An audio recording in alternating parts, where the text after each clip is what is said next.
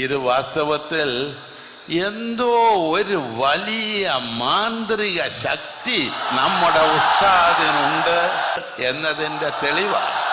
ഞാൻ ഇന്ന് രാവിലെ പ്ലെയിൻ ഇറങ്ങി, കുറച്ച് ആളുകൾ ഈ യോഗത്തിൽ സംബന്ധിക്കേണ്ടവർ ആ പ്ലെയിനിൽ ഉണ്ടായിരുന്നു. വന്നിറങ്ങുമ്പോൾ എന്തൊരു മഴയായിരുന്നെന്നറിയാമോ?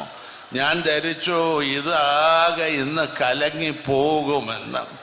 പക്ഷേ എന്താണ് ഉസ്താദ് ഇതിന് ചെയ്തത് എന്ന് അന്വേഷിക്കേണ്ടിയിരിക്കുന്നു. അതുകൂടി അന്വേഷണ വിധേയമാക്കണമെന്ന് ചിലർ പറയാനിടയുണ്ട് എന്ന് മാത്രം ഞാൻ പറയുന്നു. ഏതായാലും ഈ സമ്മേളനം ഒരു കാര്യം തെളിയിക്കപ്പെട്ടിരിക്കുകയാണ്. മുസ്ലിം സമുദായത്തിൽ ഏറ്റവും ഉന്നതനായ നേതാവ് കാന്തപുരം ഉസ്താദാണ് എന്ന് തെളിയിക്കുന്ന സമ്മേളനമാണ് ഇവിടെ നടന്ന് കാണുന്നത്.